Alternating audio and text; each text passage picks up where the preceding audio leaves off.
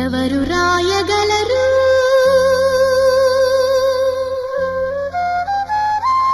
అమ్మాను మాట కన్న కమ్మని కావ్యం ఎవరు పాడగలరు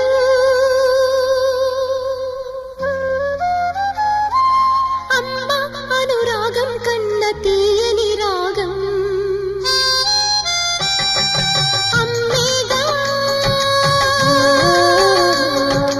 అమ్మేగా తొలి పలుకు నేర్చుకున్న భాషకి